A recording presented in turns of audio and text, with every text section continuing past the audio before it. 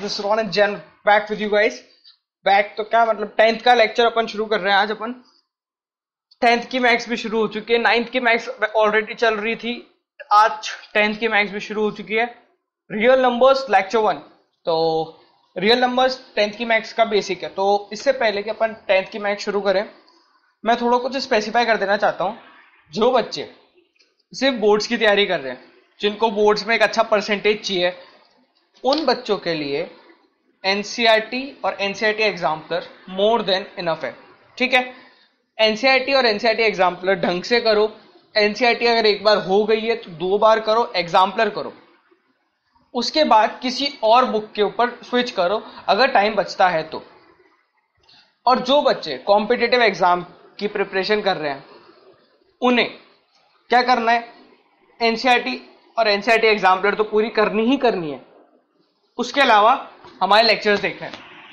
इन lectures में और जो स्टडी मटेरियल हम प्रोवाइड कराएंगे, एक्स्ट्रा स्टडी मटेरियल, जो क्वेश्चंस हम कराएंगे, उन क्वेश्चंस का डिस्कशन होगा प्रॉपर।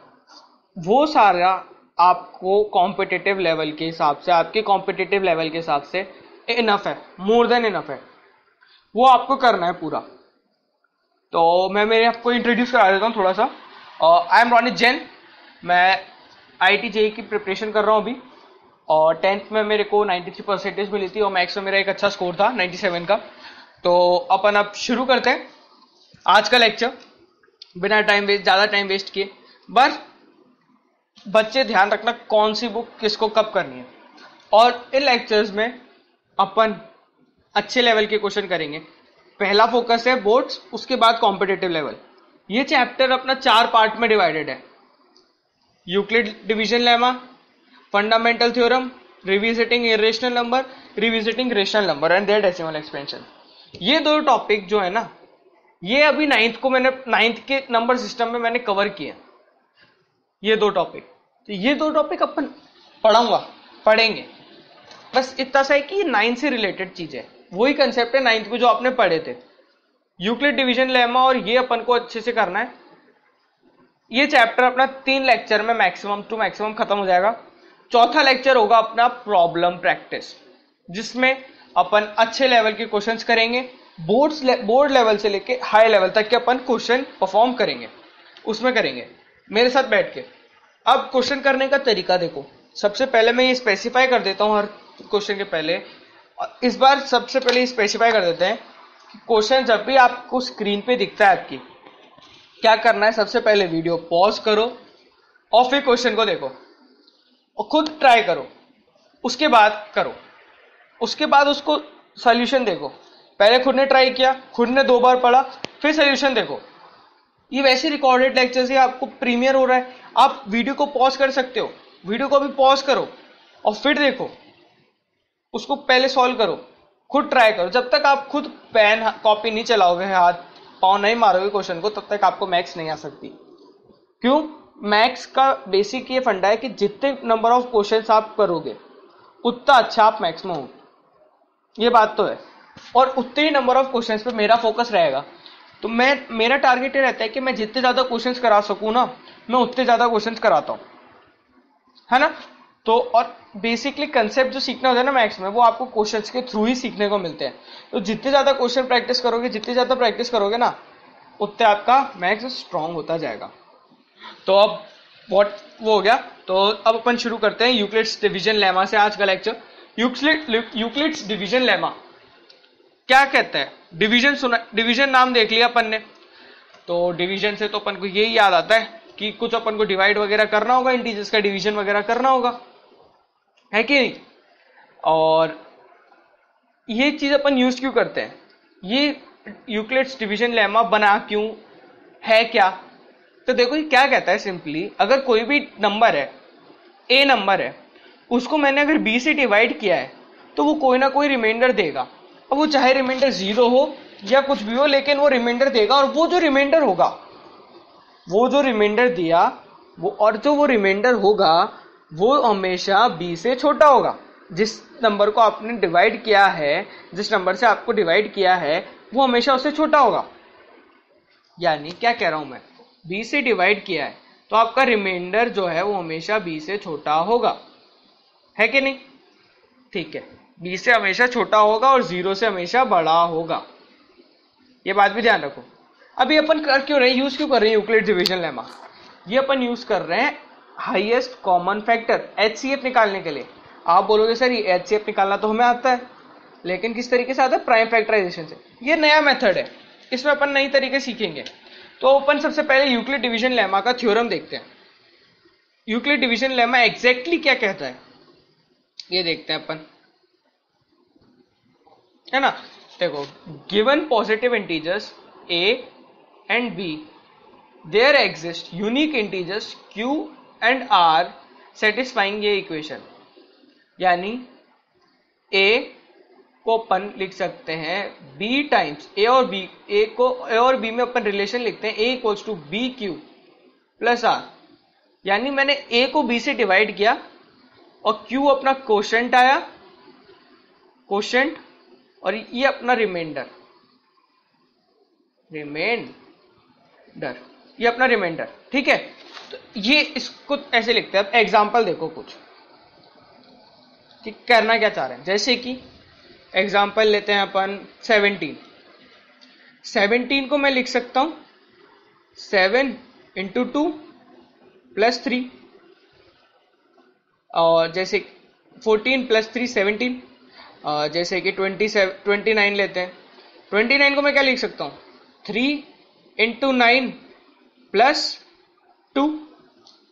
ठीक है, ऐसे लिख सकते हैं। और भी तरीके हैं इसको लिखने के, मल्टीपल वेज है। ये अपने एग्जांपल देख लिए अपन। अब अपन चलते हैं HCF कैसे निकालते हैं, तो उसके steps. Method to calculate HCF, ऐसे करते हैं कैलकुलेट। अब मैंने स्टेप तो लिख दिए, अब ये काम मैं आपके ऊपर छोड़ रहा हूं कि स्टेप्स आप खुद पढ़ोगे।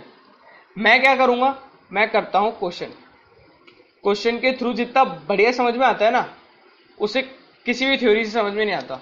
ये स्टेप्स आपके लिए हैं कि अगर आप भूल जाओ तो ये देख लो या क्वेश्चन देख लो, बात बराबर है।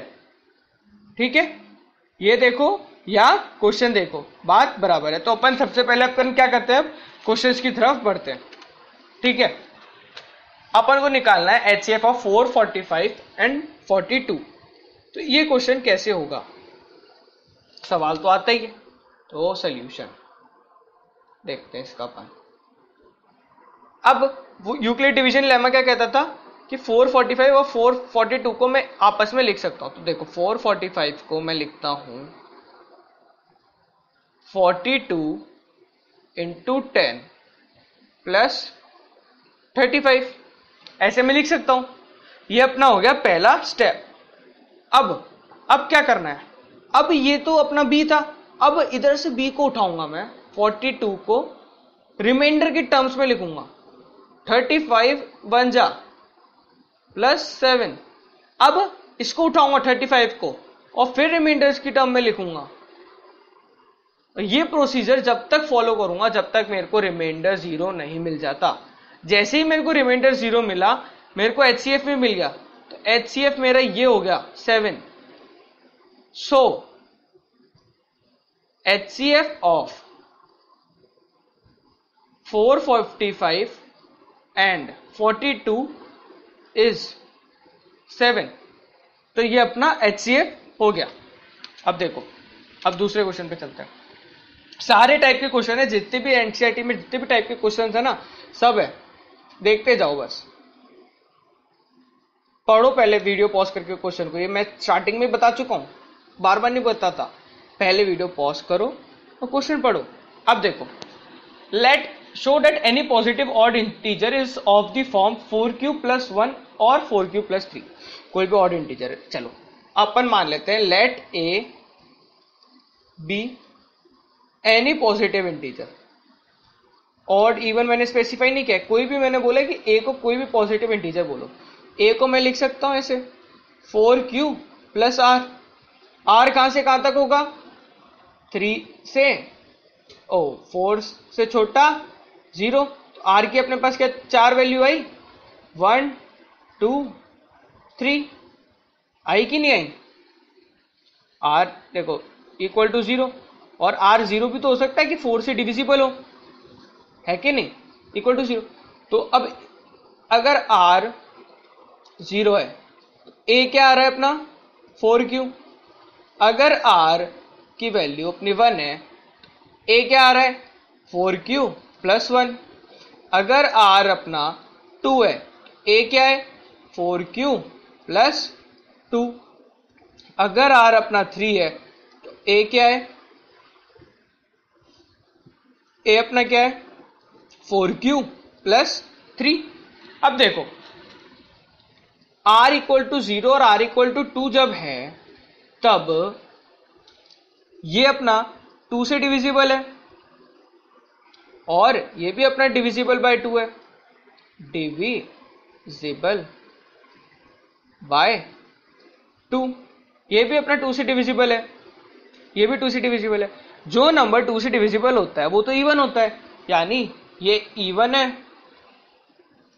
और ये भी इवन है। तो ये नंबर क्या हुआ अपना ऑड हुआ, ऐसे ही ये नंबर भी अपना ऑड हुआ। तो देखो अपन का स्टेटमेंट क्या प्रूव करने को बोल रहा था कि ऑड जो नंबर होगा ना वो 4Q प्लस 1 या 4Q प्लस 3 के टर्म्स में होगा। तो अपना क्या आ रहा है 4Q प्लस 1 और 4Q प्लस 3 वाला नंबर ही तो ऑड आ रहा है। हेंस प्रूफ, अपन ने प्रूफ कर दिया। तो बस आपको लास्ट में स्टेटमेंट लिखना होगा कि hence proof when r equals to 1 and r equals to 3 a is equals to 4Q plus 1 which is not divisible by 2, hence it is odd। ऐसे आपको स्टेटमेंट लिखना होगा। आगे बढ़ते हैं। अब किसी भी नंबर का स्क्वायर अगर पॉजिटिव इंटीजर है, of N E square of any positive integer, वो फॉर्म में होगा 3m या 3m प्लस 1। कैसे सवाल तो उठेंगे, सॉल्यूशन देखो। पहले क्वेश्चन एक बार खुद पढ़ो, ये क्वेश्चन पढ़ने की जिम्मेदारी आपकी है। लेट ए बी कोई इंटीजर है, ए को मैं लिखता हूं 3Q प्लस 1 की फॉर्म में, 3Q प्लस R की फॉर्म में। R की मेरे पास 4 वैल्यू आएगी, 3 वैल्यू आएगी 0 1 2। जब ए स्क्वायर देखो अब क्या है, ए स्क्वायर क्या होगा 9Q square plus R square plus 6QR। जब R अपना 0 है,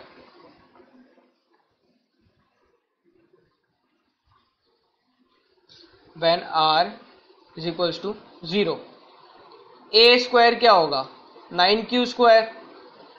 तो मैं अगर 3 को बाहर निकालूं और 3Q स्क्वायर ऐसे लिखूं इसको, और मैं बोलूं let 3Q square equals to M, तो ये क्या आ गया 3M। A स्क्वायर किसकी टर्म्स में आ गया 3M की, यानी ये 3 से डिविजिबल है। अगर R की वैल्यू 1 है, A स्क्वायर क्या होगा 9Q square plus 6Q plus R और प्लस 1। तो ये 3 इधर से कॉमन लिया, बचा क्या 3Q square plus 2Q plus 1, ये बचा।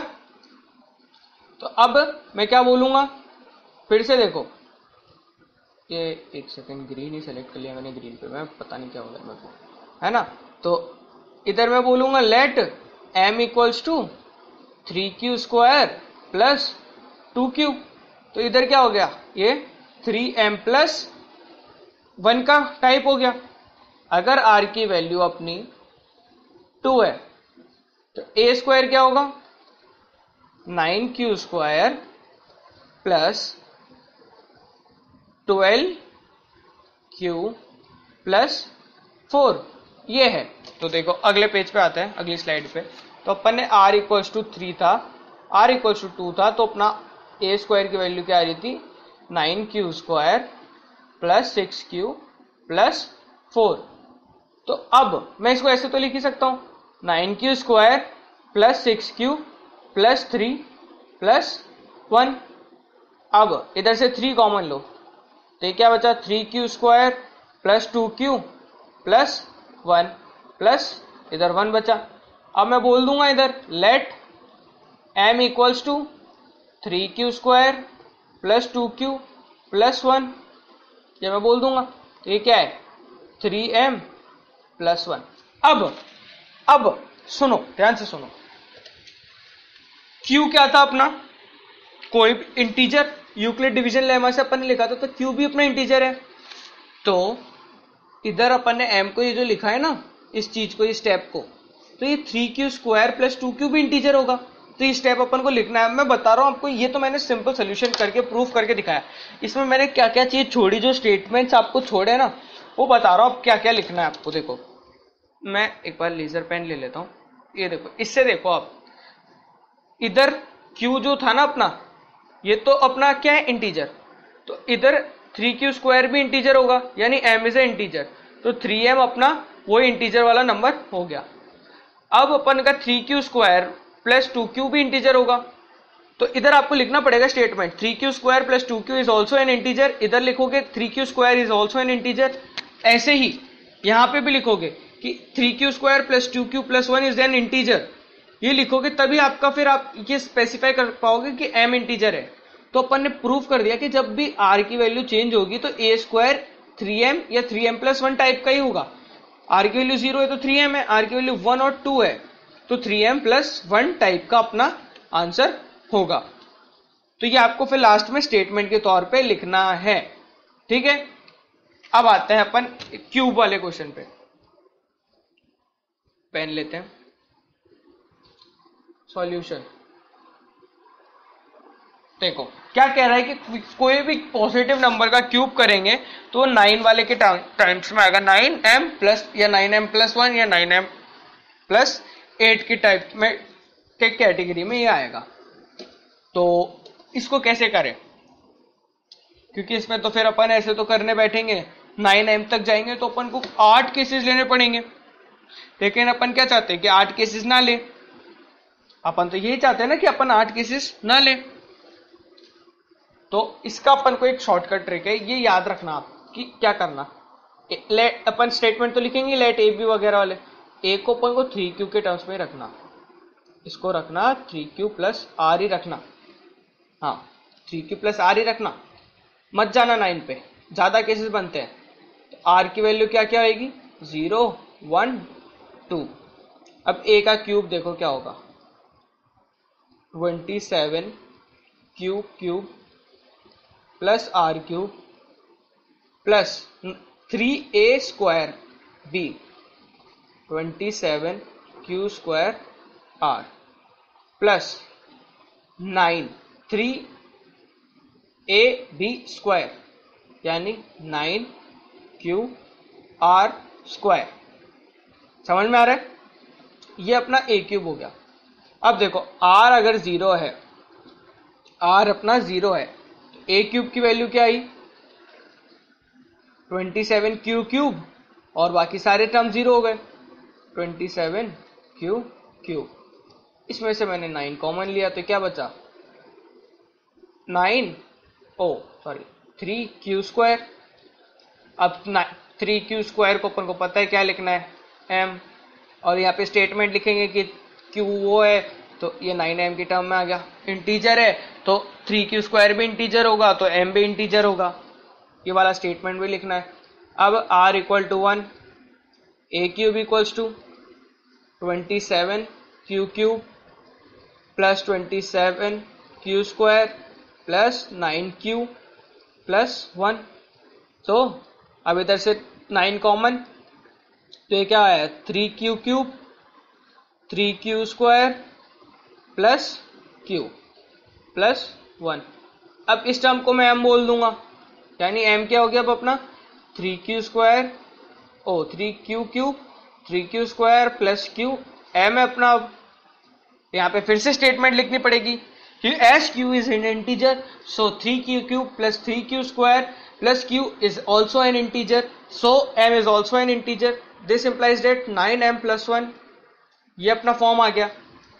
अब अपन तीसरे की तरफ बढ़ते हैं, r की वैल्यू अपन डालते हैं 2, तो अपना a क्यूब क्या आएगा, 27q cube plus 8 plus 27q² into 2 यानी 54q² plus r cube 4 into 9, 4 into 9 36, तो ये 36q होगा। तो अब फिर से कॉमन ले लेते हैं 9, तो ये 3q क्यूब प्लस इधर से 9 कॉमन लिया तो ये क्या आया 6 क्यू स्क्वायर, ये 9 Q plus 8. S Q is in integer, so 3 Q cube plus 6q square plus 9q is also an integer, so m is also an integer. तो यानी 9m plus 8 फॉर्म में आ गया. तो तीनों फॉर्म अपनी आ गई. ये देखो ये 9m इधर वाला जो था ये 9m की टर्म्स में आ गया. वापस से समझो. ये देखो ये अपना ये देखो ये अपना r जो वाला है ये r इक्वल टू 0 पे अपने को 9m मिला, r इक्वल टू 1 पे अपन को 9m प्लस 1 मिला और r इक्वल टू 2 पे 9m प्लस 8 मिला. तो ये तीनों अपने कोई भी पॉजिटिव इंटीजर को रिप्रेजेंट कर रहे हैं. अब अपन बढ़ते हैं अपने अगले क्वेश्चन की तरफ. ये एक वर्ड प्रॉब्लम है, तो देखो वर्ड प्रॉब्लम सॉल्व करते हैं अपन. अच्छा वर्ड प्रॉब्लम है, इजी होते हैं वर्ड प्रॉब्लम्स वगैरह, वैसे ज्यादा टिपिकल नहीं होते हैं. ब्लैक से करते हैं सॉल्यूशन. क्वेश्चन पढ़ो, वीडियो पॉज करो, क्वेश्चन पढ़ो. ये वर्ड प्रॉब्लम तो आप सबसे होना चाहिए क्योंकि ऐसे वर्ड प्रॉब्लम मैं जहां तक जानता हूं आप लोग 9th-10th में कर चुके हो. बस इसमें अपन को लिखने का तरीका बदलना है और कुछ नहीं बदलना. ये आप लोग बहुत हद तक कर चुके हो मेरे हिसाब से. 9th क्लास में या फिर 8th क्लास में, छोटी क्लासेस में ज्यादा करते हैं. HCF वगैरह निकालना आपने सीखा है. तो एक बार इसको वीडियो को पॉज करो और देखो, मैं जब तक समझाता हूं. An army contingent content, okay जो भी है ये एनसीईआरटी का ही क्वेश्चन है वैसे, उसमें देख लेना. मैं पता नहीं क्या लिखना था इधर, सॉरी ये टाइपिंग एरर मेरे से हो जाता है. इंसान ही हूँ. 616 members is to march behind an army band of 32 members in a parade. The two groups are to march in same number of columns. What is the maximum number of column in which they can march? क्या बोला sir, आप समझ में नहीं आया. देखो क्या है, क्या कह रहा है question. An army containment 616 member का एक आर्मी कंटेंट है, उसको मार्च करना है behind an army band. Army band के बिहाइंड मार्च करना है, जो कि आर्मी बैंड है 32 मेंबर का. अपनी आर्मी के मेंबर अपने जवान जो हैं वो 616 हैं, बैंड बाजा वाले 32 हैं. अपन को 2 ग्रुप मार्च कराने, सेम नंबर ऑफ कॉलम होने चाहिए, सब सेम होना चाहिए. तो अपन को कितने कॉलम रखने हैं वो देखना है. समझ में आ रही है क्या कह रहा हूं. अपन को बोल रहा है कि कितने कॉलम रखें कि अपना आंसर आ जाए. तो कितने कॉलम रखेंगे, देखो क्या कर रहे हैं, मैक्सिमम नंबर ऑफ कॉलम्स. यानी अगर अपन 616 और 32 का हाईएस्ट कॉमन फैक्टर निकाल दें तो अपना काम हो जाएगा. अगर अपन 616 और 32 का हाईएस्ट कॉमन फैक्टर निकाल दें तो अपना काम हो जाएगा. क्यों, उससे अपन को पता चल जाएगा कि अपन मैक्सिमम कितने जने एक कॉलम में खड़े कर सकते हैं, एक रो में खड़े कर सकते हैं, कॉलम में खड़े कर सकते हैं. तो देखो we need to find statement, मैं इंग्लिश में लिख रहा हूं तो चल लिख ही देते हैं. चलो, we need to find highest common factor of 616 and 32. तो ये अपन को निकालना पड़ेगा. एक काम करते हैं, ये अपने पास इसके बाद वैसे भी इसके बाद अपना लास्ट क्वेश्चन है. ये इसके बाद एक क्वेश्चन और है. होमवर्क आपके लिए कुछ हुआ नहीं है अभी. तो एक काम करते हैं, इस लेक्चर को अपन छोटा ही रखते हैं.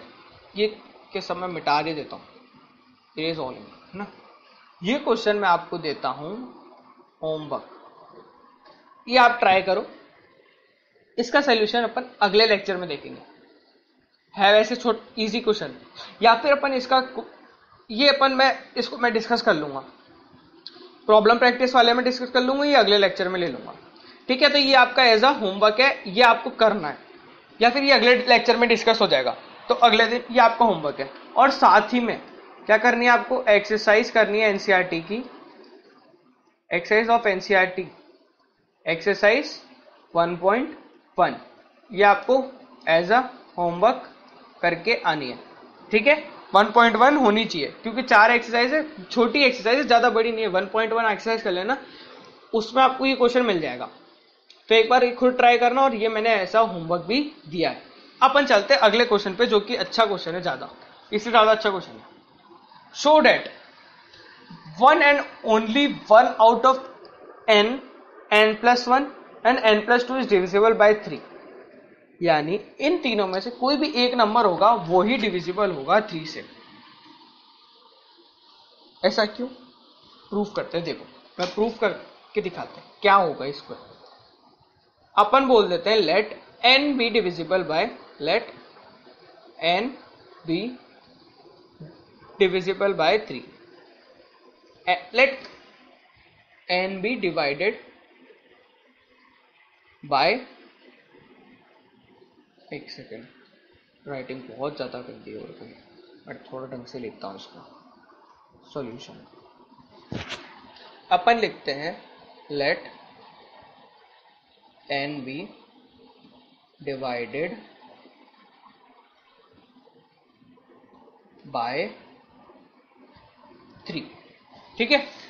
Let n be divided by 3, तो n को मैं ऐसे लिख सकता हूं 3q प्लस r, लिख सकता हूं नहीं लिख सकता?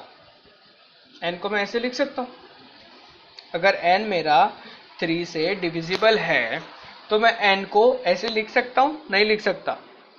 सोचो एक बार, देखो, क्योंकि यही चीज अपन पूरे लेक्चर में पढ़ते हुए आ रहे हैं, ये आपको अब समझ में आनी चाहिए कि अपन n को ऐसे कैसे मैं लिख सकता हूं, ठीक है। ये यूक्लिड डिवीजन लेमा, इसी टाइप के क्वेश्चन आपको मेनली पूछे जाते हैं। एचसीएफ का ज्यादा बड़ा रोल नहीं है, मेजर पार्ट ये है, एचसीएफ का क्वेश्चन जो आएगा वो आपको 1 या 2 नंबर में आएगा, इससे बड़ा नंबर का क्वेश्चन बनना जरूरी है। यानी यहां से अपन की आर की वैल्यू क्या हो जाती है, 0, 1 एंड 2, ये अपनी आर की वैल्यू हो गई। अब देखो क्या करते हैं, अब अपन केसेस लेते हैं और अपन डालते हैं आर की वैल्यू 1, 0, 0, 1, 2 एक एक करके डालते हैं। If R is equals to 0, तो n की वैल्यू 3q, यानी n डिविजिबल है।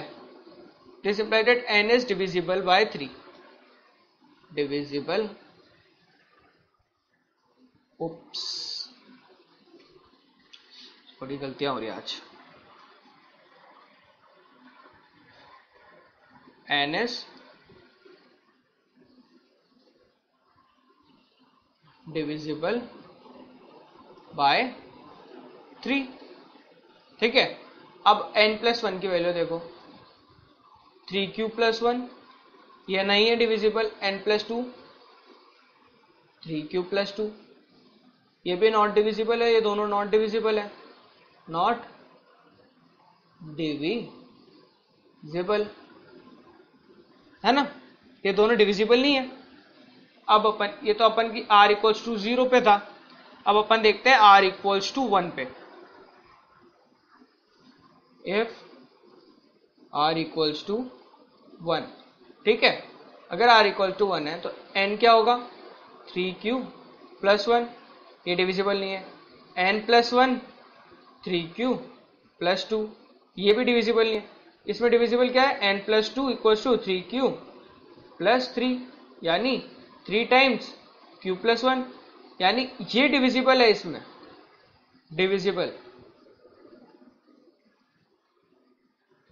और ये दोनों नॉट डिविजिबल,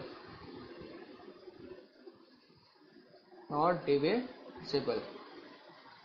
तो देखो पहले वाले में क्या था, n डिविजिबल था, ये था, इस वाले में अपना n प्लस 2 डिविजिबल है। अब अपन r इक्वल्स टू 2 देखते हैं, r इक्वल्स टू 2, तो n equals to 3q plus 2, n plus 1 equals to 3q plus 3, n plus 2 equals to 3q plus 4, यानी इधर n प्लस 1 डिविजिबल है, ये डिविजिबल है 3 से, डिविजिबल बाय 3। तो अपन ने 3 केसेस लिए, तीनों में r की डिफरेंट वैल्यू ली और तीनों में अपना n, एक में n था, n डिविजिबल था, एक में n+2 डिविजिबल था और एक में n+1 डिविजिबल था। तो इससे अपन क्लियरली स्टेट कर सकते हैं कि only one and only one out of n, n+1 and n+2 is divisible by 3, यानी कोई भी एक ही नंबर डिविजिबल है इन तीनों में से। ठीक है, तो होमवर्क आप ध्यान रखना।